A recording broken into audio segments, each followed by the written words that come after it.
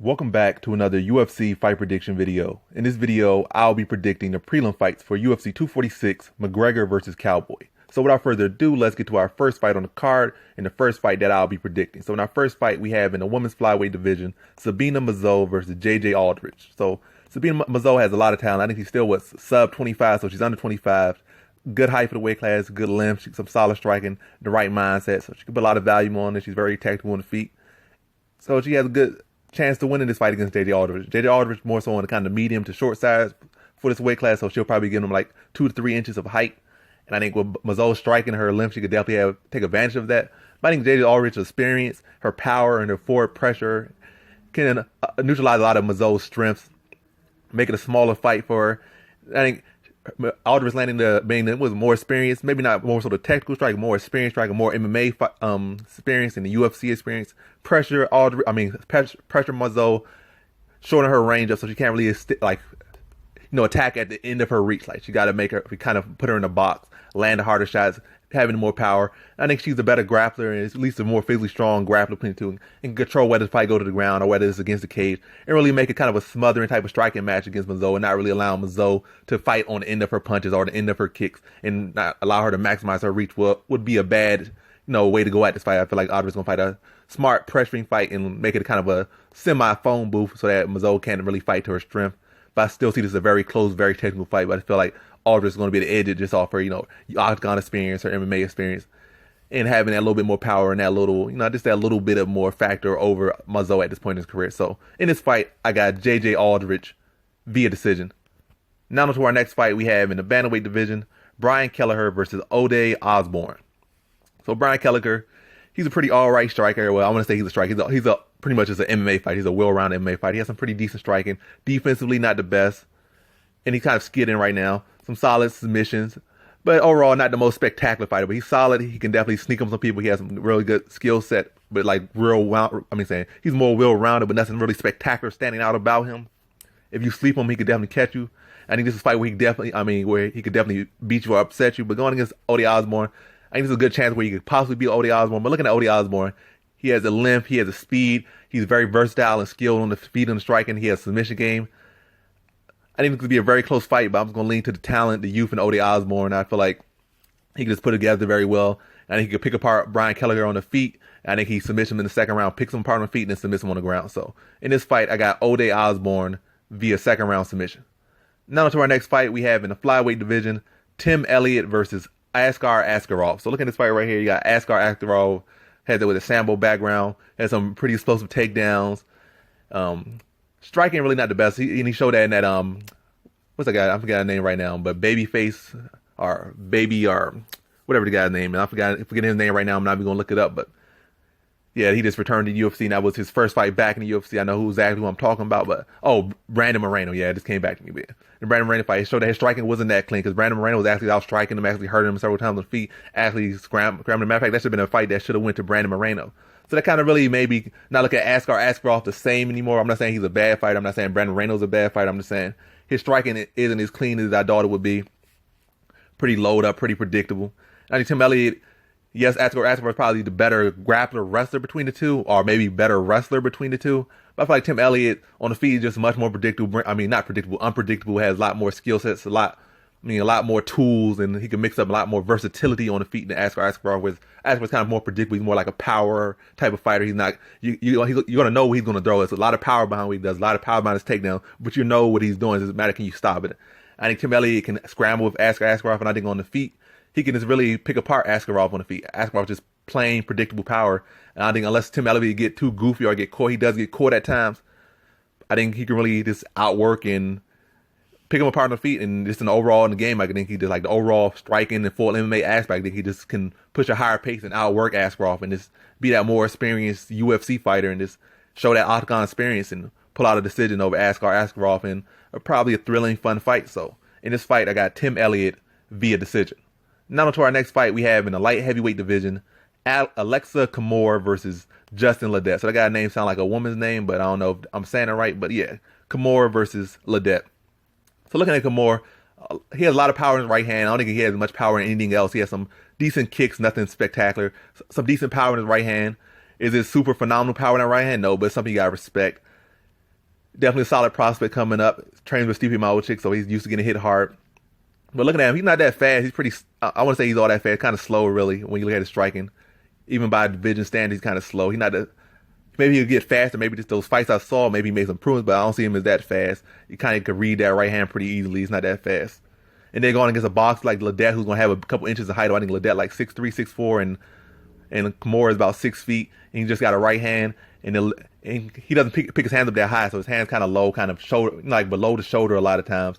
He doesn't roll his shoulder too much, doesn't got it, no real good head movement. You're going against a longer fighter with a solid jab and a decent little boxing background, and don't move your head, and with a good jab. So I think Camur's going to be open for that jab a lot. Yes, he got some power. Yes, he got some good prospect to him, but he's still a young guy that needs to develop a lot. I think this is a fight where Ledet can kind of teach him a little bit. He can have opportunities out, whether it's in the grappling aspect or maybe he could kick the legs out and just kind of follow the blueprint. But if he don't follow the blueprint, he just come like what I've seen him in these other fights. I think Ledet picks him apart, in my opinion. I think Ledet just keeps on the end of the jab, tags him up, and not really allow him to land that right hand. Just freezes up that right hand and make it miss, and maybe even catch him with a straight when he loads up on that right hand. I just think, like I said, Ledet just to smooth or clean the strike. I think Camur has the power and he has all the stuff he needs, but he needs to develop more. And I think Ledet, he doesn't have the tools yet. I think Ledet can just pick him apart on the feet and the striking aspects, well, purely based off the striking aspect.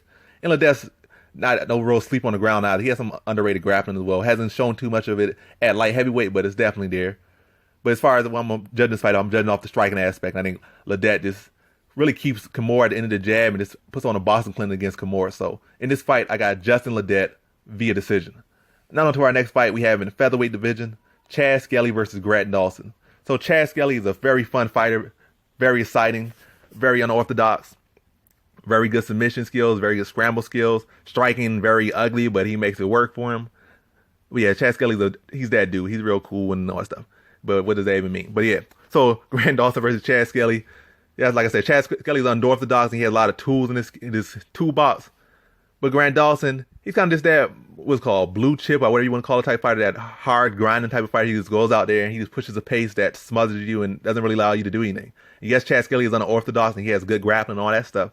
But Grant Dawson's takedown and his relentless pressure, I think it's going to neutralize a lot of what Chad Skelly wants to do, especially with that work rate as the fight goes on. And Grant Dawson is constantly just keep working and grinding and transition and just right up under you. It's not going to really allow Chad Skelly to have the opportunity to really be as unorthodox as he wants to be. Most time when Chad Skelly is having his success is when he's attacking. Yes, he can be unorthodox and crazy when he's attacking, but most times when he doesn't seem that he's not as crafty when you're attacking him. If he's the one setting things up, he's crafty. But if you're in his face and you're working on him, he's not as crafty. And I think Grant Dawson brings that style where he's constantly going to be making you work and not really allowing Chad Skelly to be as creative as he wants to. And I think the work rate and that forward pressure and that relentless pace and pressure from Grant Dawson going to really shut down a lot of what Chad Skelly wants to do. I still think it's an exciting fight, but I think as the fight goes down, I think Grant Dawson just starts to break him down over and over. Break him down over the course of the fight. First round probably more exciting, second round exciting. Then third round kind of more of this brutal grind and to a decision. So in this one, I got Grant Dawson via decision.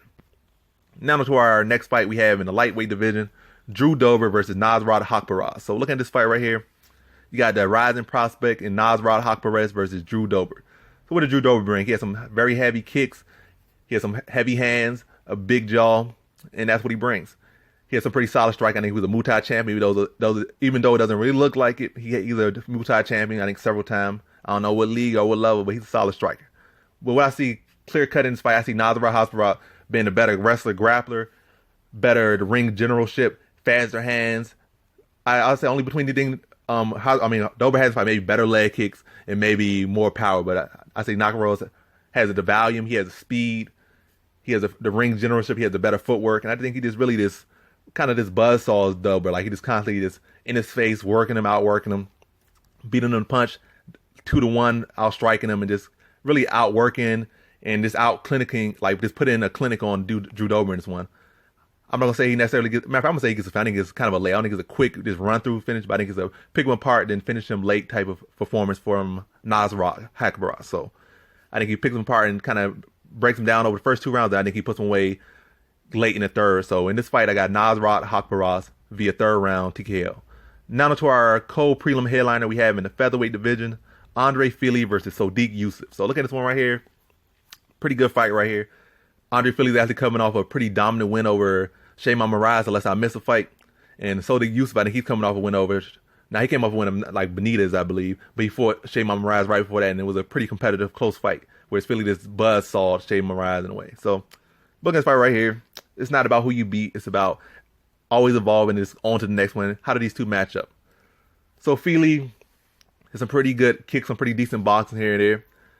Real good wrestling, but I don't think that's coming too much. I mean, wrestling defense. His wrestling offense isn't that much to note about. His grappling offense isn't that much to note about. It's definitely decent, definitely solid, but I don't think it's going to be no big factor in this fight. He could try to mix it in a close fight, and that could be a big factor, but by itself, I don't think it's a big factor against Yusuff.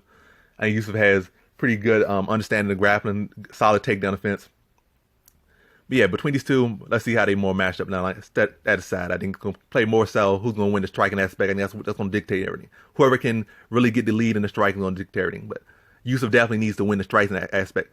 Fili doesn't necessarily need to win the striking aspect. He can keep it close and maybe mix in some grappling. But Yusuff, I feel in this fight, he definitely has to win the striking to win.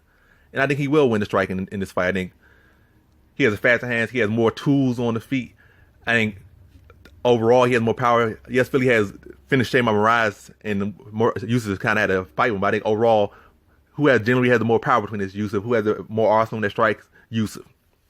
He has the heavier leg kicks. He has better head movement when he's using it. He could pick, like, he has better at mixing the high and low. Whereas Fili doesn't really mix it too high and low too much. He has his opportunity. He has his moments when he does. But I think Yusuff does a much better job, much better hooks, much better jab, faster, more athletic.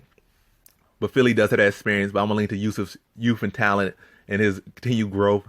I just think he put on a pretty close competitive fight, but I think Yusuff's going to be able to slightly edge Fili in the striking. He's going to be able to land the harder shots, the more telling shots that's going to go to the judges more. I think he'll be able to attack Fili's leg and slow down, take some power off his punch. So already having more power, then chewing up Fili's leg and not allowing Fili to really load up as much as he wants to on his power. And then being fast and be able to beat. And matter of fact, I'm going to say he's going to stop Fili. I think it's going to be a very fun firefight. But I think chewing up his legs, chewing up his body. Then Fili trying to, Fili being the type of fighter he is, he's a firecracker. He gets into these fights at times. When he gets emotional, he gets into these fights. Getting your leg chewed up, getting attacked to your body. And then knowing that you're slightly down on the card, you got to do something. I feel like Fili's going to try to load up. And Yusuff has a very nice check hook. And I think he catches Fili in that third round with a check hook when Fili tries to load up. And, try and go for broke. And I think he drops him, finishes him off in that third round. So in this fight, I got Sodiq Yusuff via third round TKO. Now to our next fight we have in our prelim headliner in the women's flyweight division, Roxanne Modafferi versus Maycee Barber. So looking at this one, I think it's pretty clear cut and dry. Modafferi is the better grappler. She is the more experienced fighter, but she's not the toughest fighter. She did show that toughness in her tough finale, kind of. But when she fights a fighter that truly has like power in her punches or can really impose himself on her, she starts to break, she starts to wilt. I think she did improve definitely from her first stint in Tough to her second stint in Tough, where I think she got washed in her first stint on Tough. Then she came back in another season Tough, made it to the finale. She definitely made a lot of improvements. I think she won a lot of fights in Invicta. Made a huge leap in her skill set and her, her path as a fighter and her growth as a fighter. But yeah, so she's tougher. I give her that respect than she was before. But I think against Barber, I don't think she really can do too much. Maybe she can try to get her to the ground, but on the feet. Matter of fact, even getting her to the ground will be tough because Barber has some real tough hips. She's a real strong young girl. She could defend a lot of those takedowns. Then really just manhandle Modafferi on the feet and just pick her apart. And then by the time Modafferi really even gets to attempting takedown, she's already going to have felt Barber's power in her hands, in her strikes, and her kicks. Really everything Barber does is very heavy. She's very strong. Both in her physical, like in her physique, and in her actual punches and her strikes, and just every aspect. And it's really the thing.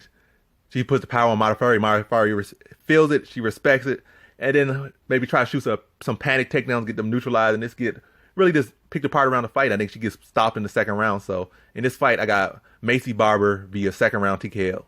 And that concludes my fight predictions for the prelims of UFC 246, McGregor versus Cowboy. And as always, thanks for watching.